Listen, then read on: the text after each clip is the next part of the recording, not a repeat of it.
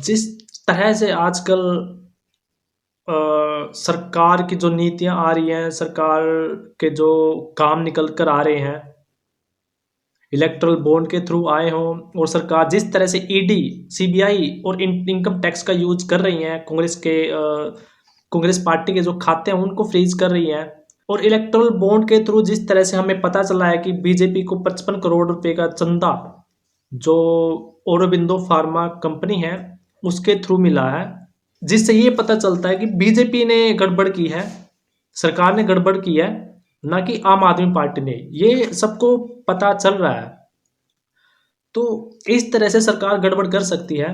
और जिस तरह से ये इलेक्शन कमीशन है, जो इसके जो प्रोसेस है वो भी 2/3 से सरकार के पक्ष में ही है। और ईवीएम है, ईवीएम से बनाने तक का, ईवीएम को बनाने से लेकर उसको इलेक्शन का जो बूथ है, पोल है, इलेक्शन पोल है, वहां तक पहुंचाने तक का जो सिस्टम है वो ही इतना गड़बड़ हो चुका है कि यही बोलेंगे कि भाई ईवीएम, अगर आप ईवीएम से ही कराना चाहते हो तो उसके साथ आप बैलेट पेपर को अलग से लाना पड़ेगा। अगर आप ये बोल रहे हो कि आप बैलेट पेपर से ही करवा लो तो ठीक है, बैलेट पेपर से ही करवा लो भाई इलेक्शन। ये नहीं कह सकते कि आप ईवीएम में गड़बड़ हो ही नहीं सकती। ईवीएम में गड़बड़ हो सकती है, आजकल सब कुछ पॉसिबल है। ये कंप्यूटर है, कंप्यूटर में गड़बड़ हो सकती है। वीवीपैट है, वीवीपैट का जो रोल है वो थर्मल प्रिंटिंग रोल है, उसमें गड़बड़ हो सकती है। अगर सरकार के हाथ में इस तरह की कोई टेक्नोलॉजी आ जाए, 1 घंटे वाली या 1 मिनट वाली, 1 घंटे वाली भी आ जाए तो वो भी काफ़ी है। जिस तरह से सरकार ने पिछले साल जो विपक्षी नेताओं के फ़ोन हैक करने की जो बात आई थी, विपक्ष ने आरोप लगाए थे, और एप्पल ने भी जो विपक्षी नेता उनके फ़ोन पर एक नोटिफिकेशन दिया था, एक अलर्ट दिया था कि आपके जो फ़ोन है वो टैप किए जा रहे हैं किसी तरह से। तो इस तरह से सरकार गड़बड़ कर सकती है, और पूरा जो इलेक्शन कमीशन है वो भी सरकार के अंडर में ही है। तो हमें ईवीएम को या तो हटा देना चाहिए, अगर ईवीएम नहीं हटा रहे तो साथ में बैलेट पेपर भी यूज़ करना चाहिए अलग से। तो यही इसका इलाज है। तो भाई जैसा हम सबको पता है कि ईवीएम का जो यूज है वो आने वाले जो इलेक्शन है, जो कि 3-4 दिन में स्टार्ट हो जाएंगे, 9 अप्रैल से स्टार्ट हो जाएंगे वो। तो उसमें जो सबसे बड़ा मेन इशू बना हुआ है वो है ईवीएम का, केजरीवाल का भी। लेकिन ईवीएम के थ्रू ही इलेक्शन होंगे, और ईवीएम में इतने सारे लोग जो है, विपक्ष भी बोल रहा है, और जब जो अभी पार्टी सत्ता में है, सरकार में है, इससे पहले जब वो विपक्ष में थी तब वो ही बोल रही थी कि इसमें गड़बड़ी हो रही है, ये है, इसमें हैकिंग हो रही है। तो अब इसमें इतनी सारी हैकिंग हो सकती है और हो भी रही है। और 2019 में जब गड़बड़ी मिली तब इलेक्शन कमीशन ने इसका जवाब इतने अच्छे तरीके से दिया नहीं है। तो अब इसमें इतनी सारी गड़बड़ी होने के जो चांस है, और हो भी रहे हैं, वो हमें दिख रहे हैं। इसमें जो ईवीएम है, ईवीएम में 3 पार्ट है, 3 पार्ट। पहला पार्ट तो है जो कि कंट्रोल यूनिट से है, कंट्रोल जिससे कि कंट्रोल होगी वो बाकी के 2 पार्ट। जब जो कंट्रोल यूनिट वाला पार्ट है, जब वहां से कोई बटन दबाएगा कंट्रोल यूनिट से, कंट्रोल यूनिट रूम से, तो वहां से बटन दबाने के बाद तब बैलेट यूनिट, ईवीएम के जो बैलेट यूनिट है तब वो एक्टिवेट होगी। तब वहां से जो वोट डालने वाला इंसान है, वोट डालने वाला जो मतदाता है, वोटर है, तो वो वहां से वोट डाल पाएगा, वहां से बटन दबा पाएगा। जब वहां से बटन दबाएगा तब तीसरी मशीन है जो ईवीएम की वीवीपैट यूनिट है, तो वहां से उस वीवीपैट में से पर्ची निकलेगी। और जब ये पर्ची निकलेगी तब हमें ये बताया गया है अभी तक, और एक्सपीरियंस भी किया है, कि वो जो पर्ची निकलेगी वो सिर्फ 7 सेकंड तक ही विजिबल होगी, वो 7 सेकंड तक ही वो हमें दिखाई देगी। और 7 सेकंड तक दिखाई देने के बाद वो अपने आप ही नीचे गिर जाएगी उस ट्रे में, ये बताया गया है। और हमें ये नहीं पक्का पता है कि वो नीचे गिरेगी, उस ट्रे में गिरेगी, या फिर वो किसी दूसरे रोल में इकट्ठी हो जाएगी जाके, या फिर वो फिर से वो रोटेट हो जाएगी, हमें ये पता नहीं है। या फिर पहली पर्ची नीचे गिरेगी, दूसरी फिर से रोल हो जाएगी, और तीसरी फिर से गिरेगी, हमें ये पता नहीं है। और हमें ये पता भी नहीं है कि ये जो जो ये मशीन है वीवीपैट की, जो ऊपर से वो उसकी जो मशीन है उसकी स्ट्रक्चर है, उसके अंदर कितने रोल है, एक रोल है, दो रोल है, हमें ये भी नहीं पता। मतलब इसमें कोई ट्रांसपेरेंसी नहीं है वीवीपैट मशीन में।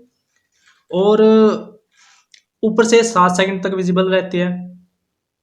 और बहुत सारी मशीन तो गड़बड़ी की पाई गई है, जिनमें वो जो साइन है, जो साइन होता है, निशान होता है किसी भी पार्टी का, जैसे कांग्रेस का हाथ का है, बीजेपी का कमल का है, और दूसरी पार्टी जो आप है, आम आदमी पार्टी है, उसका झाड़ू का है। तो वो जो निशान होंगे, ये इस तरह के निशान हो सकते हैं। तो जो निशान होंगे वो कुछ देर तक ही हमें दिखाई देंगे, और वहाँ पर तो नंबर में बोला गया है कि नंबर दिखाई देंगे, कोई निशान दिखाई नहीं देंगे, नंबर।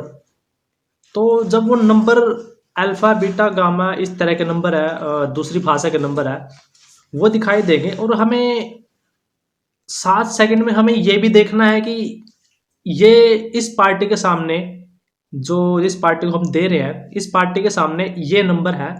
वो नंबर पहले तो हमने पहचानना है, पहचानने के बाद कि ये नंबर है, अल्फा है, और अल्फा के बाद फिर वो जब पर्ची निकलेगी उस पर्ची में देखना है कि वो अल्फा नंबर वही पार्टी का है नहीं है। मतलब वो 7 सेकंड के अंदर ही हमने ये मतलब कंफर्म करना है कि जिस पार्टी को हमने वोट दी है क्या उसी का वो नंबर है। और आजकल तो अनपढ़, मतलब जो अनपढ़ लोग हैं, इतने ज़्यादा पढ़े लिखे नहीं हैं, तो वो कैसे पहचानेंगे, और वो भी 7 सेकंड के अंदर कैसे कंफर्म करेंगे, कैसे मतलब वो जान पाएंगे कि हमने उसी पार्टी को दी है, मतलब हमारा जो हमने जिस पार्टी को वोट दी है, हमारा जो वोट है उसी पार्टी को गया है। तो 7 सेकंड के बाद तो वो दिखेगी नहीं, हमें ये भी नहीं पता है कि वो डिब्बे, उस जो बॉक्स है वीवीपैट का, उसके अंदर वो जाएगी भी या नहीं जाएगी। तो ये वीवीपैट मशीन, इसमें एक एक तो ये बात होगी, और इसका जो एक रोल है, इसके अंदर जो पर्ची निकल के आती है, वो पर्ची जिस रोल से निकल के आती है, वो रोल भी कई तरह के होते हैं। और हमें ये नहीं पता है कि वो रोल इसमें कौन सा यूज करेंगे। एक रोल आया हुआ है जिसमें हमें लगता है कि गड़बड़ी हो सकती है, और हो भी गई हो, इतने सारे चुनाव हुए हैं, हमें कौन सा पता है कि इलेक्शन कमीशन की कहाँ पे फेयर करवा रहा है, कहाँ पे बाइस्ड इलेक्शन करवा रहा है।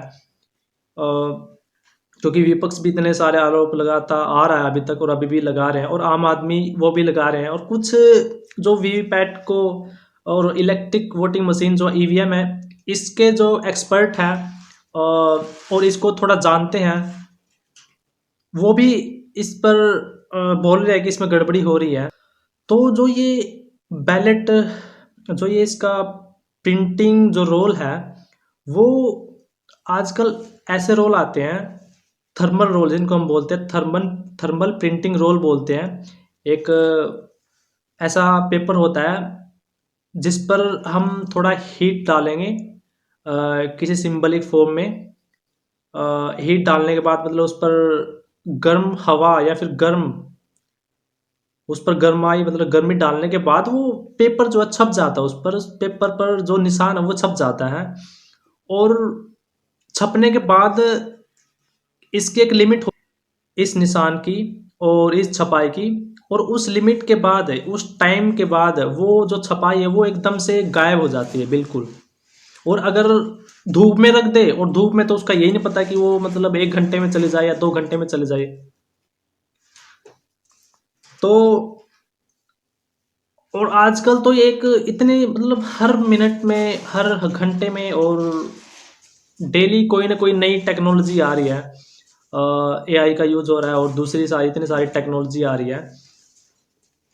तो ऐसा हो सकता है कि 1 घंटे के अंदर ही मतलब जो निशान पड़े हैं, जो पर्ची छपी है, जो सिंबल छपा है, वो 1 घंटे के अंदर ही या 2 घंटे के अंदर ही वो गायब हो जाए।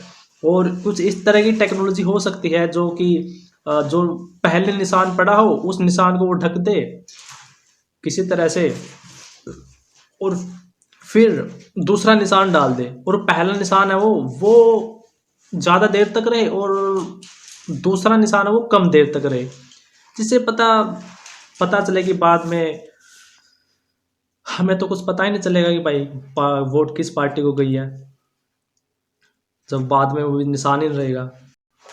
पहले इतने सारे लोग हैं वो जो बोल रहे थे कि अ, जो वीवीपैट मशीन है, इसमें से वो पर्ची है ना, वो पर्ची को बाहर निकाल दे। तो पर्ची को बाहर निकालने के बाद भी उस पर्ची पर जो छपा रहेगा, वो कितनी देर तक छपा रहेगा, 1 दिन तक या 1 घंटे तक या 2 घंटे तक। उसके बाद वो मिट जाएगा। उसके अंदर उस पर ही पहला जो सिंबल लगा हुआ था उसको ढकने के लिए दूसरी तरह का कुछ टेक्नोलॉजी यूज की जाएगी। तो जो पहला सिंबल था वो ऊपर आ जाएगा और जो बाद में छपा है वो उड़ जाएगा। तो मतलब इस तरह की इतनी सारी नई नई टेक्नोलॉजी है जिससे इसमें हैकिंग हो सकती है। तो क्यों ना मतलब इस जो वीवीपैट मशीन है इसको ही हटा दिया जाए। जो ऐसी मोहर जो कि बहुत लंबे टाइम तक रह सकती है, ऐसी मोहर लगाकर उस बैलेट पेपर पर, उस पर्ची पर, तो तब हम वोट डालें किसी तरह के बॉक्स में, तब उसकी गिनती हो। और जो ईवीएम के थ्रू हमने बटन दबा के जो वोट डाली है, उस वोट की भी काउंटिंग हो। और जो पर्ची अलग से डाली है छाप करके, उस पर मोहर लगा करके, जो कि बहुत ज़्यादा लंबे टाइम तक रहती है वो मोहर, और ऐसी मोहर लगाकर एक पर्ची अलग से डालें किसी बॉक्स में। और इस गड़बड़ी को हटाने के लिए हम इस तरह के जो सॉल्यूशन है उसका हम यूज, पता चले कि किसी ने एक बटन दबा दिया किसी पार्टी का, उसमें उस पार्टी का वोट आ गया, दूसरी बार किसी ने दूसरी पार्टी का वोट दबाया, तो वो भी उसी पार्टी को चलाएगा जिस जिस पार्टी का बटन पहले वाले ने दबाया था। तो मतलब इस तरह से इसमें हैकिंग करी जा सकती है। इसमें जो कोड यूज होते हैं कंप्यूटर के थ्रू, अब कंप्यूटर ये तो है ही कंप्यूटर, कंप्यूटर को में तो गड़बड़ी हो ही सकती है। आजकल कोई भी छोटा मोटा कंप्यूटर है उसमें हर तरह की गड़बड़ी होती है। इसमें तो आम आदमी भी दिमाग लगा के तो ईवीएम का रिजल्ट कुछ और होगा और वीवीपैट का रिजल्ट कुछ और होगा। और उसके बाद, और अब ये जो इलेक्शन कमीशन है, उन्होंने पहले बोल रखा है कि हम तो सिर्फ 50% या फिर 5% इतने ही मैच करेंगे हम, तो इससे ज़्यादा हम मैच कर नहीं सकते ईवीएम की काउंटिंग को और वीवीपैट की काउंटिंग को। लेकिन इसमें जो, अगर हमारे पास ये बैलेट पेपर आ गया मोहर लगाने वाला, तो उसमें जो मोहर लगाई गई पर्ची है उनको अलग से गिना जाएगा। और जो ईवीएम में जो वोट डली है बटन दबा करके, उनकी काउंटिंग अलग से होगी। दोनों को अलग अलग से गिना जाएगा और फिर मैच किया जाएगा क्या दोनों ठीक है। अगर दोनों ठीक है तो फिर एकदम से निष्पक्ष जो चुनाव है वो माने जाएंगे, अगर ईवीएम का यूज करते हैं तो, ईवीएम का भी और बैलेट पेपर का भी। वरना बैलेट पेपर है उसको भी अलग से हैक कर सकते हैं और ईवीएम को अलग से हैक कर सकते हैं। अगर दोनों का यूज होगा तो दोनों को हम मिलाएंगे, मिलाने के बाद एकदम से क्लियर हो जाएगा कि वोट सही डली है और इसमें कोई गड़बड़ी नहीं है, कोई घोटाला नहीं हुआ है। तो ये जो थर्मल प्रिंटिंग जो पेपर है, इसमें जो वैलिडिटी होती है इसकी 1 साल की, 6 महीने की, या फिर 7 साल की या 25 साल की, कि इतने टाइम में जो प्रिंटिंग हुई है वो हट जाएगी उस पर से, वो मतलब दिखना बंद हो जाएगी। पेपर या तो क्लीन हो जाएगा या फिर उस पर जो पहले छपाई हुई थी वो दिखने लगेगी। जो ये पेपर होता है ना, इसमें कई तरह के केमिकल यूज करते हैं, जिसकी तरह से ये पेपर इस तरह का बना है कि ये कुछ टाइम बाद इसकी छपाई जो है, प्रिंटिंग जो है वो ख़त्म हो जाएगी।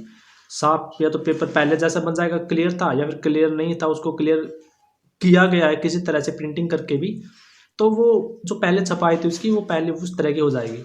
तो इसमें अगर हम केमिकल को थोड़ा ज़्यादा या फिर कम कर दें, जो उनका कंपोजिशन है, जो रेशो है उनका वो कम कर दे, एक की मात्रा कम या ज़्यादा कर दे, उसमें कोई तीसरा केमिकल मिला दे, तो मतलब इस तरह की टेक्नोलॉजी आ गई है कि वो 1 घंटे के अंदर भी ख़त्म हो सकती है उनकी प्रिंटिंग। और जो पहले जो प्रिंटिंग हुई थी वो प्रिंटिंग उभर के सामने आ सकती है। इस तरह की टेक्नोलॉजी हर दिन नई नई टेक्नोलॉजी आई हुई है जिसका हमें पता तक नहीं है। बस हमें एक्सपेरिमेंट करने की देर है। एक्सपेरिमेंट किया और वो टेक्नोलॉजी सामने आ गई उभर के।